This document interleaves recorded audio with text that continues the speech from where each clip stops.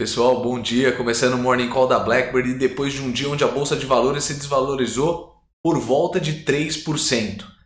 Risco de uma recessão global invadiu o temor aí dos mercados, principalmente desenvolvidos, e isso naturalmente trouxe volatilidade para o mercado nacional. Tá? No âmbito onshore, na macroeconomia, a gente viu o governo terminar a votação da MP de Liberdade Econômica na Câmara, e o que ficou mais de destaque aí foi a mini reforma trabalhista, liberando o trabalho principalmente aos domingos, tá? E aí a necessidade de se marcar o ponto na exceção e não na regularidade. Também no âmbito nacional a gente viu o dólar chegar a 4,05 depois das quedas do mercado de ontem, e o Banco Central começar a oferecer dólares à vista depois de 10 anos.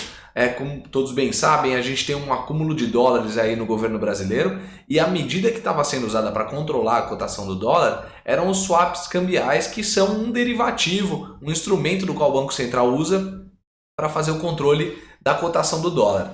Porém, a baixa demanda por esse tipo de instrumento fez com que o Banco Central começasse a usar reservas de dólar para controlar a cotação do dólar, principalmente trazendo um alento para o mercado na situação cambial, tá? Então, depois de 10 anos, a gente passa a usar essa técnica novamente. E no internacional, a gente vê o ministro de Finanças da China dizendo que ainda estão estudando formas de retaliação ou contramedidas com relação à imposição de tarifas dos Estados Unidos sobre 300 bilhões de dólares em importações chinesas. E lembrando que o Donald Trump adiou a implantação dessas tarifas de setembro para 1º de dezembro, para não afetar aí a parte do Natal americano. E aí, um pouco de estratégia global, a gente vê a curva de juros futura dos Estados Unidos se inverter no jargão do mercado, que o título de 10 anos está com uma remuneração mais baixa do que o título de 2 anos, a curva de juros se invertendo. Esse é um sinal, em geral, indicando algum nível de recessão.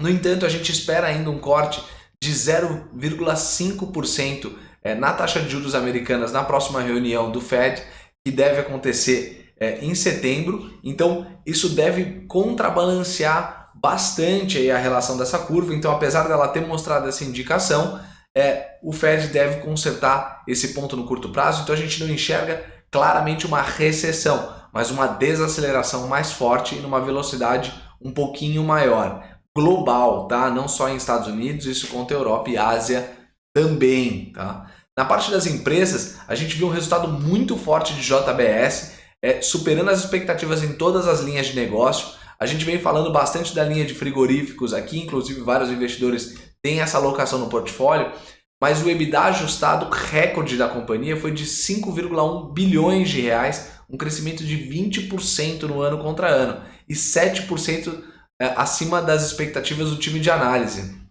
Então, a margem EBITDA foi de 10%, lembrando que no ano anterior ela tinha sido 9,4% e a expectativa do mercado estava em linha de 9%. Então, JBS mais do que superou todas as expectativas do mercado, mostrando um ponto positivo e a recomendação de compra para a companhia com o preço-alvo de R$ 27,00 por ação. Também seguindo um pouquinho na parte de empresas, a Ultrapar no segundo trimestre de 2019 teve sim um trimestre muito desafiador, com lucro líquido divulgado de 114 milhões de reais, uma queda de 24% abaixo aí das estimativas do mercado, tá? Foi bem mais fraco, que a estimativa era 153 milhões e também abaixo do consenso, tá?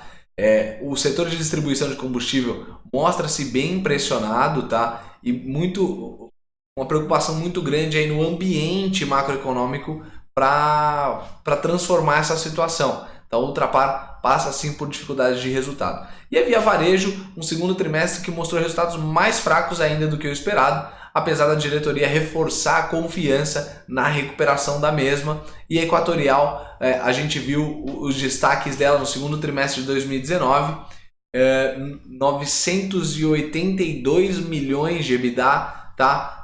A companhia continua sendo uma boa frente aí na parte de utilities, tá?